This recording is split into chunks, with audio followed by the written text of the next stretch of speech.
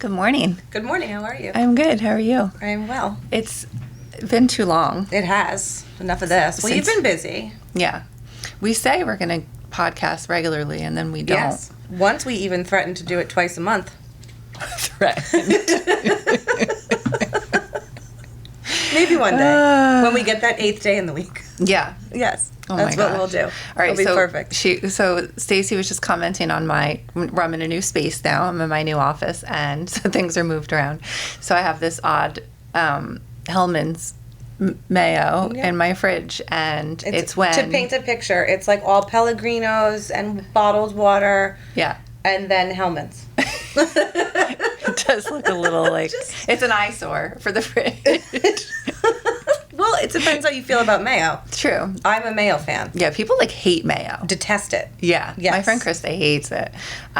Gets nauseated by it. Yes, even talking about it. I love anything mayo related, sour cream related, any type of creamy Fatty dipping sauce. Yes, because it's that fat factor. Yes. But it doesn't feel like fat, but it's fat. Yeah. Yeah, and it's delicious. So, have you tried the Mike's real mayonnaise? I see that a lot now, in the gross. It's got the same kind of color palette going on, right? It's blue. I've seen it. I haven't tried it. Okay. I'm afraid. Hellman's is... Same. I don't like homemade mayo. Yeah. Even Get out of Ina, here with that. and also, I don't know if you watched The Lost Kitchen or I've talked about her, Erin French. She has the restaurant, and we'll talk about it another time because we're packing a lot today. But she has this restaurant in Maine, and it's super, super cool. I'm such a fan of hers, but she has a reality show about her restaurant, and even sometimes in her recipes she'll use Hellman's, and I'm like, if she does it, there's nothing better. So good. Right. And Ina uses it too. But so the reason it's in there is because I will DoorDash blonde shallot sometimes here. Okay. Because it's gotten that bad that I have put it? myself... No. Not only that, it's just I literally don't even have time to drive to Little Silver to get it, that I have to have it DoorDash to my office. Right, and for reference, it's about a 4-minute drive. It is. And so I'll get the chicken salad because it's so good and it's so healthy. But sometimes I like it on bread, and I'll just add a little extra mayo, which is why that's in there. Which leads me to my chicken. So I was never a big chicken salad person until as of late, really. Did Bethany Frankel get to you? Not even her. It was No. It's more, I don't know, it just kind of evolved. So I tried to make it over the weekend with this, I really do try occasionally to be the person who is I love to cook, but I'll cook Ina meals. I'm not a 20-minute fasting, I'm not a meal prepper. I'm not like that. And I don't, when I do it, it's always it's not that good. I'm not that impressed. But I did try to make chicken salad over the weekend with the Costco the shredded tins. can. Yeah, tell me about that. I don't get it. I don't like canned chicken. No, my mom loves it. it's slimy. You can taste when it's canned. Ew. Yeah, I don't like it. But tuna, I don't mind. No, same. Yeah. So why is that? I don't know. But it's orange, the Ew. chicken. It was pinkish, but It's weird, right? I don't know. I don't like it. So I made it, and I was I don't even want to taste it. It looks so gross. Yeah, I'm with you. I just take my I have the Instant Pot. Okay. So I'll essentially boil the chicken, but I do it in chicken stock with a little salt, so it has a little more flavor, and then we shred the nonsense out of it. Because that's what I was wondering about, how to not make it dry, too dry. Yeah. There's probably an art to making this chicken salad, so I think I'm just gonna Keep ordering it. It just makes sense. Yeah, this is why my why, No, why mess with perfection? She's done a great job. I put mine on crackers. Same. It's so good. Or I'll just eat it out of the thing also and that. throw a little In the salt car, on it or maybe? whatever. Yes, yeah, absolutely. It's protein. Travels well. Do you ever get her spa tuna? No, I'm not a big tuna person. Okay. But, well, you also have to she puts a pickled relish, I think, in it. Okay. I love it. I love it. Lou would like that because he loves. He makes his own little tuna thing with craisins and pickles. Raisins Gross. and pickles. That's his thing. It's so disgusting. That is weird. I would try it though. Yeah. Yeah. I'm not a big pickle person either, so. I love pickles and olives and all those things. All those all acidic. the briny. Yeah, I love it. I'm a salty person. Okay. My personality and in my palate. I am too. I'm definitely a salty person for sure. Just ask Lou.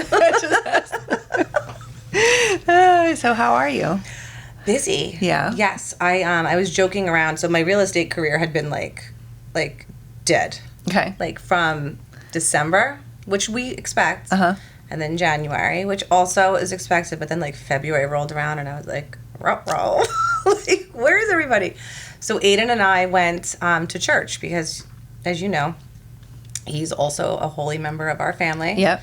Have one of And- those. Yes, you do. Yep. He wanted to get ashes, so I was like, sure, we can go. So I pulled him out of school a little early, and we went over to get ashes. And I swear to God, Yeah. the following day, my phone started blowing up. Yeah. Wow. So, I mean, coincidence? Maybe. Divine intervention?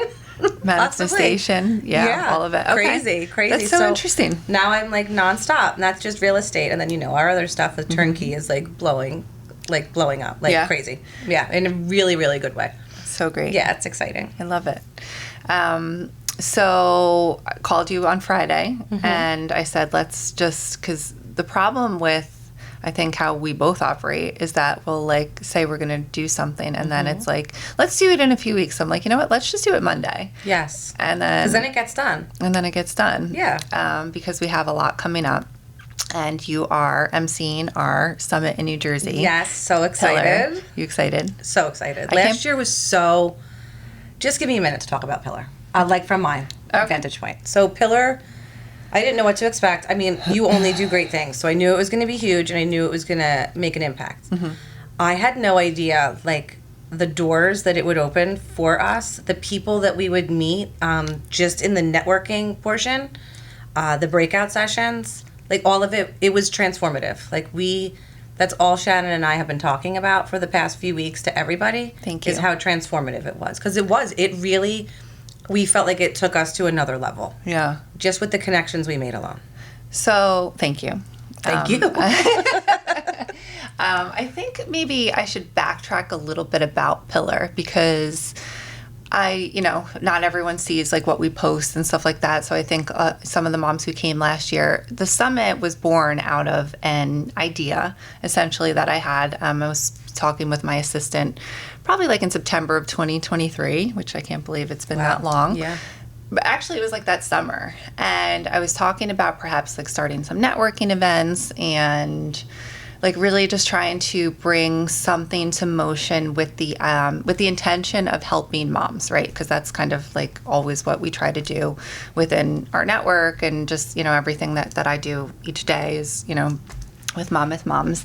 But I've had such a great experience. I don't even know what you would really call it, but like I have such passion for bringing opportunity to moms. So our Meet a Mom interviews that we do, Yep. all the different things that we bring exposure to like local businesses that are women run or owned by moms. And I think like with my background, I was really able to like take that opportunity and like help local businesses grow. So we decided to do the summit because for like a multitude of reasons to help local businesses kind of like connect and network, but also like help moms really find that opportunity to earn more, to find jobs within their their community or to find extra just ways to earn, right? So that was kind of like how it started, and then it really just evolved. Our keynote last year was Little Words Project, Adriana Carrick. She was phenomenal. Yeah, it was. Yeah, she made me cry, and I'm dead inside. And I welled up. I was embarrassed to sit in the front row. I was like, oh God, she really got me. Did she? Yeah. Oh, her story about the bullying and it was really I was bullied in middle school, so it really hit home. I mean, not to the level that she was. Yeah. But she's a force.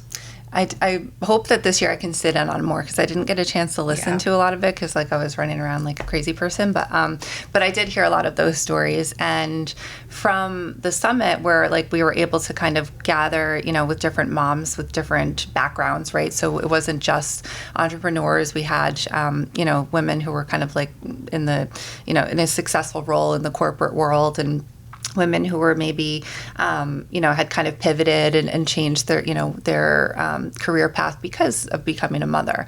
And a lot of women have come to me since then and said, like, I decided to start my own business because of something that I heard, or I, have been using this one resource that I met at the vendor showcase. So the day is really set up in order to empower all moms. I've talked a lot on the podcast, I think, about my background as a young single mom. I had my son when I was 20.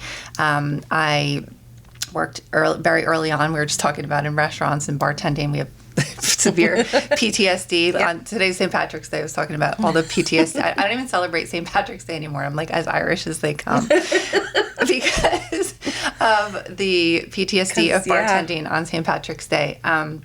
But yeah, I spent most of my 20s bartending in restaurants, but also building a career for myself, which at the time I thought was going to be in wine. I was steadfast, like pedal to the metal. I thought that was going to be what I was going to do. I loved working in restaurants. Yeah. I think when I was like 25, I started doing that, I want to say. Yeah, that makes sense, 25-ish. But I'd worked in sales. I worked for a local catering company. Most people around here know Jock's Catering. So I did corporate sales for them. But I really had no idea what I was doing. When I got that job at Jock's. Well, you were 25. No, I was 23 when I started working there. And that's when we think we know everything. I thought I knew everything. I remember leaving the house sometimes, and I'm like, I don't understand what adults complain about. All you have to do is get up in the morning and to go to work. It's not a big deal, right? And fast forward 20 years later. Yeah, no clue what's going on. Yeah. But I remember the hiring manager, his name was Frank, and he asked me what cold calling was. And I was like, he said, do you know how to cold call? And I'm like, yeah, I had no idea what cold calling even meant, right? I'm like, sure. Sit in the walk-in on a phone? Yeah. And so one thing about me I've learned over the years is I interview really well. It's just a strong suit of mine. Right. Sure, I can do that. I can get the job, right? And now I'm like, oh my God, what the heck is cold calling? And we didn't have Google then. You couldn't even Google cold calling. No. So I had this list of companies I had to call, but my job really was to get corporate more corporate sales for them. And that was in 2008 when the recession, the economy was in the toilet. The first thing to go with all companies across the board was their Christmas party. Right. Basically. Yes. So I threw myself into it. I was going to all these chamber events, networking, and I was single, I was young. So it was kind of I was a mom. So the days that I did that, I kind of considered that was my going out, that I got to go connect, meet people and stuff like that. And I loved it. I would just work the entire room and go and, hi, there's my card. And I don't even know how I knew how to do it. I just did it. It is. You can't teach sales. Yeah. I mean, you can teach the fundamentals, but if you either have it or you don't. Yeah. So during those years, and then, I decided that role wasn't for me, and that, I wanted to earn more and I wanted to do something different. And I always loved the hospitality restaurant world. So while I was bartending, I bartended in fine dining restaurants. I bartended at an Irish pub for a long time, and I knew that I wanted a better life for myself, for my son, and I used to see these reps come into the restaurant that sold wine and beer and stuff. So I'd ask them do you like this? Is it flexible? Yeah. Because I was looking for also roles that I didn't have to work weekends and nights, and I was always asking my mom to watch Shane, and it was hard, right? But that's where you make the money, so that's what you have to do. Yeah, I had to. Yeah. My first role in wine sales was a commission-based only sales rep. Mm-hmm.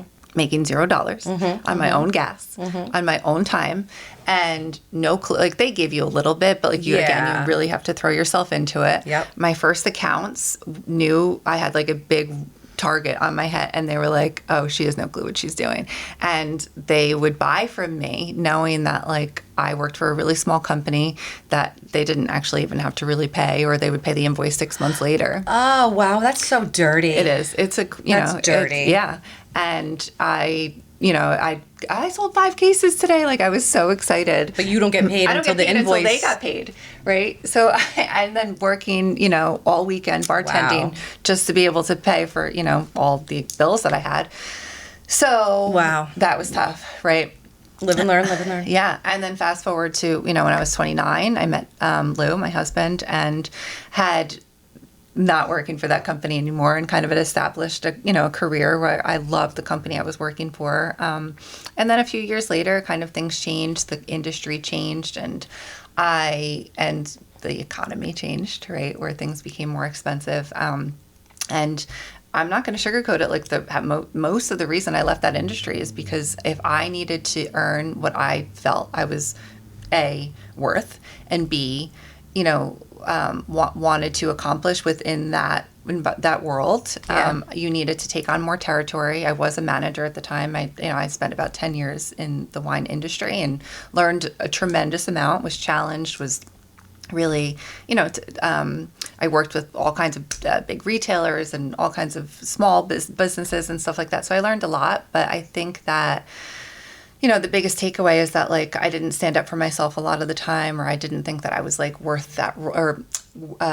capable of certain roles and taking on, like, certain things. And, everyone who, knows me now, like, right. Probably wouldn't see that.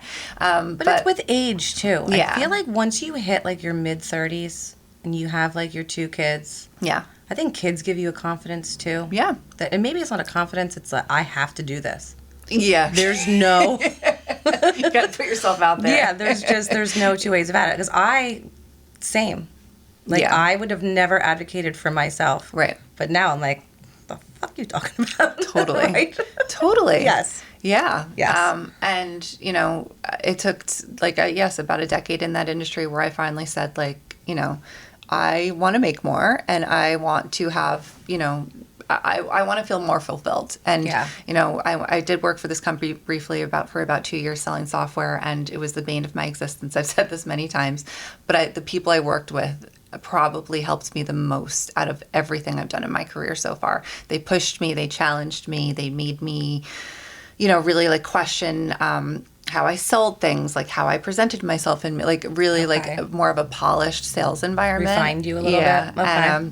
And it was really hard. It was probably one of the hardest things I've ever done. And, it also, one of the main directors who I reported to used to talk a lot about, like, that emotional paycheck and, like, feeling fulfilled within your role. Yeah. And how, you feel on Monday. And I'm not going to lie, when I woke up on Monday working there, I was like, oh. But it was mostly because I wasn't succeeding there.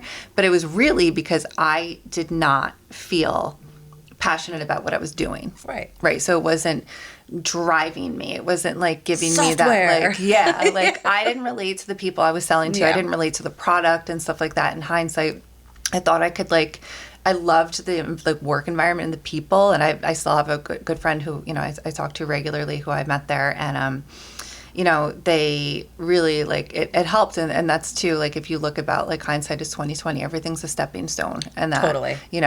But there are so many things that I learned along the way that, like, I'm me, and, you wish that you'd done differently or whatever, but that you wish that there was, like, a resource and someone to go to. Yes. Right.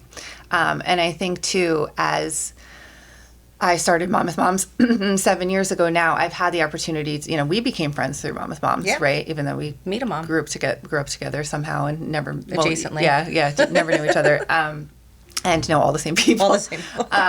And I have met so many other moms who are so incredible, right? And are doing so many cool things and building businesses and starting organizations and are, climbing the corporate ladder and doing all kinds of great things. And it's inspiring. But I think on the flip side, I hear so much struggle. Oh, yeah. Okay. And that's the part that, like, I think that we don't lean into enough and we don't talk about enough. We share memes and we talk about it, as like a joke. Memes and successes. It's successes, totally. Yeah. But it's really hard, and it's harder when you don't have support. I was 100%. lucky and I had support. My mom helped me so much with Shane when he was little, and with Grace, it was a different environment. Obviously, I was able to send her to a better daycare when I was, I've seen a lot of different economic circumstances as a mom, and I've seen so many different challenges in each cycle of motherhood, right? So, being now an entrepreneur, we're like, how do you set up an LLC? How do you, We could do a whole podcast just on resources for setting up your business. Right. Because it is, if you don't, Yeah. And the biggest key takeaway here, right? And I'm skipping over kind of an important part, is that when I did finally leave that sales in general, right? I'm still in sales technically, but the corporate world, so to speak, it was that decision that I made where I'd been running Mom with Moms for a couple of years. It was a side hustle. I still didn't say like to myself, this could be a real business, even though everyone kept telling me. I'm a very bad listener. Where like, this could be, but it was really that belief system that you could. And let's be honest, it's scary. It's so scary to leave a steady paycheck. Totally. Yeah. It's not for the faint of heart. No. Right? And also, like, not everyone needs to be an entrepreneur, nor should they, right? No. And that's the part, like, I think about Pillar that is key, is that, like, as moms, we really need that support system to be able to kind of, hone into what our best skill sets are. Yes. And have the capability to, know, and the belief system and the support system to earn more, right? Because let's not sugarcoat it, like, life is expensive and having a family is expensive. And also, like, not hating Monday. You don't have to hate your job, and you don't have to hate what you're doing, and you don't have to feel stuck like in your role. And there are companies out there that are family friendly, that offer, better benefits, that are, more open-minded. I have to say, like, of all the companies I worked for, I was lucky. Like, I'd say probably more the restaurants I work for, like, were like, I don't care if you have a kid. Right. But a lot of them were like, sure, like, very flexible. Sales is that way too. We're like, Yes. as long as you hit your numbers, they kind of leave you alone. Yeah. Yeah. But there are companies that aren't like that, and they pretend as though, like, we're not humans. like, like, it's very separate. This is what we do here. And after, I don't care what you do after 5 o'clock, like, that's not my problem. Right. And that's not real life, right? Like, we are a society that is evolving and growing, and all kinds of crazy stuff is happening right now. But I think that, like, for moms to have a community to be able to lean into and access, resources, that they can use. So Pillar was grown through that. I partnered with the owner of the local moms network, Leah Luziski, who is runs Greenwich Moms. Right. And we'll be hosting Pillar in Connecticut. So we decided to kind of create this community last year on the heels of the Mom with Mom Summit, and with the intention of really, like, helping women grow within their roles, because a lot of the women that we know work in each community. And we've designed and curated these events to really help support that. So our keynote speaker at Pillar for both events in New Jersey and Connecticut is Erica Ayers-Baden. She is the CEO of Food 52 and also the first CEO of Barstool Sports, which is really cool. I know. Hear her speak. She's also written a book about Nobody Cares About Your Career. She has a podcast that talks about, like, all kinds of work help. So all kinds of different, like, circumstances that come up at work about, like, HR issues and, interviewing skills and all kinds of stuff. So she's, like, the perfect person to really headline these events.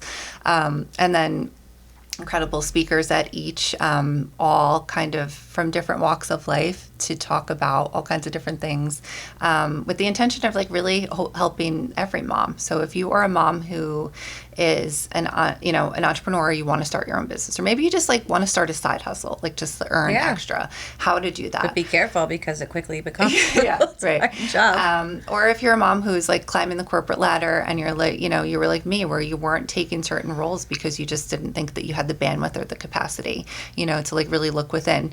Maybe you took a career pause. Like, that's a new term now, right? And, like, is that what we call it? The career pause. Okay, I like it. I took a career pause. Yeah, you did. I did. And what that looks like, right? And, like, to lean into that career pause. Maybe you have a job right now where you're like, I need to work less, and come to the summit to, like, hear from moms who have done that, accomplish that, and, like, what that looks like. Streamlining your day, reorganizing, your financials to be able to achieve that while your kids are in extracurricular activities, and there's only so much time in the day. And then maybe you did take a career pause and you're looking to jump back in. I met so many women last year that were in that boat. Okay. That we connected with so many people that were like, all right, I have 3 kids at home. I'm ready to, like, get back in. I don't know where to begin. Yeah. So we were like, you should go to the resume Yeah. workshop with the girls, because that was, people loved that. Oh, they did. They did. I mean, that was great. Why? When's the last time I couldn't tell you the last time I wrote a resume. Right. I mean, it's got to be 20 years ago. Yeah, it's been quite a while, and now especially like it's different. So actually, the girls who did that last year, the Dreamcatchers, they're hosting a similar session but more about tech. Cool. And how to like integrate tech into that strategy, because tech is with AI and everything, like it's big. And now, like, my husband was going through this recently when he was looking for a job where like a lot of it has to do with algorithm. You know, you can send your resume and you don't even know if it's getting like read anywhere. No, they're scanning it. It's exactly. crazy. Yeah, I'm going to go in. I mean, I don't need a resume, but I want to pop into that. Yeah. So they're going to be talking about that. And then, like you said, like if you were a mom who's just like, you're not sure where to turn, there is all kinds of different help. So we have 2 panels, again, filled with incredible women of all walks of life to talk about, share their stories. I think that is so powerful, too. I'm sharing my story today because it's my story. Right. But, you know, there's so many stories that I've heard. And sometimes I think I'm like, oh, like, you know, I know this person and I know their story, and we'll share their Meet a Mom interview. And it's like, I know their story, but like, I know it. Like, there's so many women who would benefit from hearing that story and would be inspired by it, because I'm so inspired by so many of the women that I've met, you know. So that's really impactful, because, you know, you can hear one thing and it could change the course of your life. Or it doesn't even have to necessarily change the course of your life, but change just one thing that you do differently to help you get more time to like really kind of lean into what you're trying to achieve this year, 5 years, 10 years. And like, you hear something like that resonates, right? Like, so you're like, that's me. Like that, that is me. Like and look what she's doing right now. Like maybe I can get there too. Yeah. And there's no reason that you can't. I think I've talked about this too on the podcast before, about a couple different women that like really helped me, take that risk and do this full time. And one of them was Carla from Oak Hill Farms. And she hosted a panel during COVID at her farm, which was new at the time, at a networking event. And she was talking about how she had worked in sales, and she was still, I think she was doing Oak Hill Farms like as a vendor at like different events. Right, she was making her products. Yeah. Yes. And she was still working full time and like just burnt like on both ends, because it's really hard to do. Yeah. And then finally said like, okay, I'm going to do it. And, you know, quit her job. And she did it. Yeah. She did it. Because, well, that's, as Bethany Frankel says, when you jump, you fly. And there's no other choice. It's do or die. And because if you fail, which is not necessarily always a bad thing. No. You know, failure is not bad. But, you know, you do have to go back. Like, I have lots of things to fall back on now, right? Like, as I've grown and stuff, but I don't want to. Like, right. You know, so you keep going each day. Every day. Every day, right. But, you know, you hear those stories of women that have helped you. Another one, Kat Ferk, who is a local mom, and she runs, oh my God, she's going to kill me because I want to give her a plug. I'll look it up as I'm talking. But she has another organization that's really great, and she has, hang on, I think it's called Empowered. I'll put it in the notes if I can't find it. I saw her the other day, but she actually used to do business coaching, and she really helped me kind of like formulate a lot of those like thoughts as to like what I wanted to do and what I wanted to achieve for. So important. Yeah, like for Monmouth Moms and stuff like that. So that was, I'd kind of forgotten about it, but I was thinking about it last night. Like, she really helped me like put events into play and like how I was going to like get to the next level. And had like I not had those women that like were really helping me, you know, get to where I needed to get to. Right. You know, I don't know if I would have made the same decisions, right? So you'll hear from really inspiring women at Pillar, Connecticut, at Pillar, New Jersey, on our panels. And then also we have breakout sessions designed for every mom. So, you know, you don't have to be an entrepreneur to come. You don't have to be even working, right? If like, maybe just come just to like hear what other moms are doing. And if you think maybe in lunch. 5 years, and eat lunch. From Me Clean Bro, who is our gracious lunch sponsor. Again, thank you, Kayla. We, you know, we'll have a lot of different sessions geared for a lot of different circumstances and moms in all, you know, every cycle of motherhood, so to speak. And then our vendor showcase too, which in New Jersey is set up to really help you access resources. So, meal delivery from Eat Clean Bro, childcare resources, mental health specialists, because that's a big one, financial wellness, right? So where to invest your money, what to do with your money. So, I mean, I need to go to like 700 events for that. I just need really someone to hire someone to smack like stuff out of my hand as I'm trying to buy it. Let's stop buying what did we buy this week? Yeah. Okay. This is a separate podcast. We'll talk about it a little bit. So, yes, and then we have some fun looped in too. So we have some clothing boutiques that are coming, permanent jewelry again. Cool. We have a photographer, all kinds of great. Awesome. AGB Photography is going to be doing our photos. And then networking opportunities too. The power of networking, as you know, is you can't put a price tag on it. You cannot. Like I said, all those years ago, I was in the trenches of doing that, and I loved it. I'm very bad about doing it now. Well, it's not that you're bad about doing it now. It's like we talked about, the 8th day of the week. Well, it's a lot of time. It's hard for me to crawl out of my hole. I call it my hole of like running Mom with Moms, because I get into like that little side over there, and I'm like just pounding away and trying to get to as many things that I need to get to. But I did go to a friend's event a few weeks ago, and like so many women came up to me, and this is not like like Kate's so great. This is I'm so proud that they all are so excited to A, come to Pillar in a couple weeks, and B, came last year and really got a lot out of it. I had a mom came up to me and she said, my business like completely transformed because of going to that. She runs a home organization business. Okay. So, moms were like, oh yeah, I need that, because like it's on your to-do list, like mine right now. We're like spring cleaning. It's like, I don't know. Maybe in April I'll get to that. May. I don't know. Maybe. And how it really helped her. And another mom too. One hadn't come. The room was buzzing a little bit about the event. And that is so cool. It is so cool. That like we can actually make an impact, and moms will come and connect with your group and then start coming, and meet people, and it take, they say half the battle is showing up, and it's so true. And I always say, you just have to get there. Yeah. Like, right? Yeah. Like, you just have to get there. Yeah. And then you just have to commit to meeting. Like, my rule is you have to commit to meeting 3 people that you don't know. Okay. Get away from your friends. Like, go in a group. Leave them, go. Yeah. Split up. Yeah. What does it do you any good to be in a networking group and only hang out with the people you came with? Right. So I guess I'm bad and good like that, because I'll see you come into one of our events, and if you go sit in the corner with your friends, I'll go over and I'll pull you out. Oh, you will?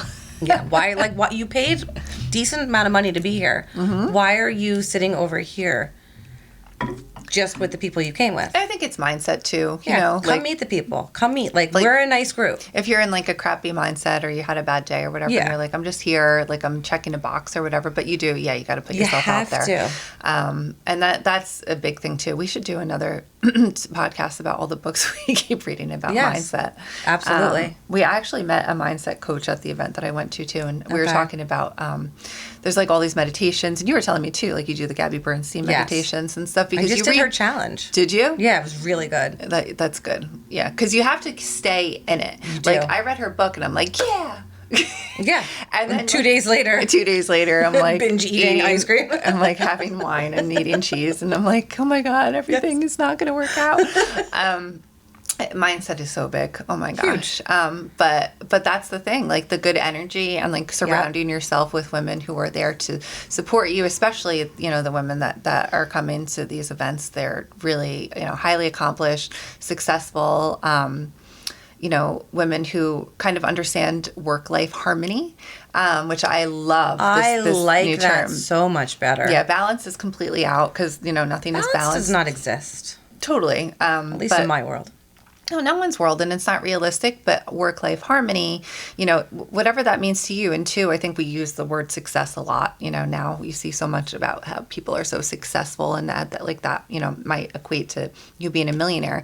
Not everyone wants to be a millionaire, and not everyone's obsessed with like earning so much. I think too, like, we all want to earn more, but whatever success means to you, if you want success to be finding that role where like, I'm earning enough to pay X amount and I can be at my kids, practice every day. Like that's success. I mean, that's success to me right now. Yes. Like I've been able to, it's getting a little hairy right now, but like I've been able to, pick my daughter up from school. She doesn't even go to aftercare anymore and then I bring her to her after school activities and I'm just kind of, piecemealing everything throughout the day running, both of these businesses and but I'm at least present. I mean, I don't know if I'm as present as I used to be, but it's tough. You can't do it all. And you can't get down on yourself for it. Yeah. And you know what? The children will let you know. Yeah. Oh, she lets me know. They will let you know. Mom, oh my God, get off your phone. Every time I go I make a move for the front door, or if I'm dressed in apparently fancy clothes, which is just anything other than my at-home attire of leisure wear. Yeah. It's, where are you going? Are you working? Where are you going? All three of them, even the oldest. And I'm like, no one talks to me all day. Except for They just want you there. They just want you there. They want that comfort. I know. But at least you are there a lot of the time. I tell Grace a lot, like, she gets bummed that I have to work. I have to work a lot of evenings. I'm usually like on my laptop while she's like either, watching something or whatever, or drawing. And I'll say like, but the alternative, honey, is like, when Shane was growing up and when she was little, she doesn't remember, like that grind of the daycare, like dropping them off at 6:30, 7 o'clock in the morning. Yeah. He was like in before care and after care, like at school, and she was in daycare. And then you work nights. And then I didn't really, I worked like tastings on the weekends and stuff for like events, but I was home. But like we didn't get home till like 6, which like thinking back now, I'm like, I can't believe I did that every day. Yeah. And then dinner, bath, bed. My son's girlfriend was talking about it too because she works at a daycare and she was talking about like, the parents and like they get them at like 6 o'clock and I'm like, and it's hard because they feel so guilty that they don't see them a lot and I'm like, I know, I remember those days, and I don't have a solution for that and I'm not claiming to, if you come into Pillar you're not gonna have to do it anymore, but I do think that there is so much that we need to accomplish to, change things because it's not easy and it's not sustainable and it's not something that I don't think any mom enjoys, doing that right now. We kind of forget that like we're a very, we're in the early generations of women who are working. Right. And that there's a lot of kinks that need to be worked out, that we've made a lot of progress, but I think that there's still a lot that needs to be done. There's a lot of work. Yes. So, come with us and, let's try to figure it out together and join us. Yeah, that's the thing. I think going to your event, it's you're not an island, right? Because you're living on this island and you're working or you're not working and whatever your case is, you're on an island. Motherhood is isolating no matter what you're doing. Yeah. So when you put yourself in these positions like Pillar, where it's working moms, it's non-working moms, but they're moms. Yeah. Now it's like, oh, well, maybe I can have a tribe on an island. Yeah. And we can live on the island together. Yeah. And figure it out. And there are women that have solutions, right? Like or ideas maybe you haven't thought of. So that's where I think Pillar 2, outside of all the speakers, is so impactful, is that you're bringing together all these women. Mm-hmm. They're all talking. Yeah. It's not like, when I throw some networking events and I have to drag people across the room. These women, they paid good money. Mm-hmm. They are there to learn and to grow and to connect, and they are making it happen. So many of them come alone. Right. Oh, no, it's so true. It's funny. One of our panelists, Jamie Sanacour, she's the VP of Operations for Williams-Sonoma. And I've gotten to know her a little bit just from work, planning Pillar and stuff. She's so sweet. She does a lot with the Junior League in Monmouth County. She's a Monmouth County mom. And I know that she's going to be speaking a lot about, like, systems and processes. Like, she's obviously a whiz at, running operations for such a big company. And I think she talks about, like, how, her husband is retired and, they have like a way that they work their family unit, and like it's all about like streamlining things and like time utilization and being more productive with your week, and I think that that works for them. I know I need that too. But, hear from women that are just doing things differently and Yes. take a little piece of it and say, like, oh, That sounds like something I can do. yeah, I mean, I know that, like, for sure, there's time that I could take away just from, like, doom scrolling and stuff. Yeah. I know. Why, though? That's another podcast. Yeah, it is. No, but that's what I really think, too. Like, you're going to be, like, inundated with information. You just need to take one thing away. Yeah. Just one thing can change everything about your life, your business, the way you parent, anything. Yeah. And, taking away that fear and all of Yeah. it. So come, Pillar, Connecticut is Friday, March 28th at the Hyatt Regency in Greenwich. Tickets are on sale now. The event is 9 to 1. It's a little bit shorter. And then New Jersey, we have the following week, Thursday, April 3rd, at Bellworks again in Holmdel from 9 to 3. Keynote speakers is the same for both, Eric Ayers-Badon, and we have 2 panels, a big vendor showcase throughout the day, lunch from Eat Clean Bro. We also have tons of breakout sessions. We have more sessions this year than we did last year, actually, because we have the theater rented out at Bellworks cool. again. Yeah. Love that. So full details for panelists and sessions and everything is all listed on the monmouthmoms.com. You can check out information on our Instagram handle, Meet Pillar, and join us. I'm very excited. I know I am, too. It's going to be a fun day. And Food 52 has generously donated our swag bags. So there'll be really cool stuff in there. Very cool. And, all kinds of cool I mean, surprises. last year's swag bag was, like, unreal. Yes. I'm still using that lip gloss. Are you? I love it. It's my favorite. I have it too. I think Grace has some. I also. DM'd her. I'm like, I'll buy like a case. Like, that's like, it's so good. Yeah, it'll be fun. So it'll be fun. So you got to come back soon. Absolutely, because we have a lot to talk about. I know. We didn't even get to our products. No, but we'll all right, let's do. Yeah, we'll do really quick. Real quick. This is not sponsored. This is not sponsored. Okay. Actually, nothing we talk about is sponsored. But this is not sponsored. They market. I was influenced. I'm very easily influenced, so influencers come at me because I'll most likely buy whatever you're trying to peddle my way. Pretty much. This is from Thesis. It's Clarity. It's supposed to be natural Adderall. It does not. I was afraid it would make me a crackhead. It didn't. It's got 100 milligrams of caffeine in the white pill. Okay. And then there's like mushrooms, lion's mane, all sorts of stuff. I'm giving this to you because we often talk about. I know. I get like that. Like it could be placebo. Okay. It could be. You're supposed to take it right before, like 30 minutes before you really want to like focus. Okay. I think it's working, or I'm tricking my brain. You take them all at once? Take them all at once. Has not upset my stomach or anything. Okay. And I do feel like locked in and ready to go. You're like, much more clear. I know. It's hard to get in the zone. It is. Once you're out, I struggle with that a lot. Yes. Because it's like, I'll be like, and then Monday you gotta go. is hard for me. Yeah. My dad says that. He's like, Monday is like a, because Tuesday is when you really hit the pavement. Like, you're like Monday is like, all right, we can do this. Yeah. But so that's kind of helped me out a little bit. Okay. Yeah. So that's it. But let's do this again soon. Like not until like August. No, like after Pillar. Okay. So come visit us again after Pillar. Okay. See you soon. All right, come to Pillar, guys. Yes, please. I'm emceeing. Yeah.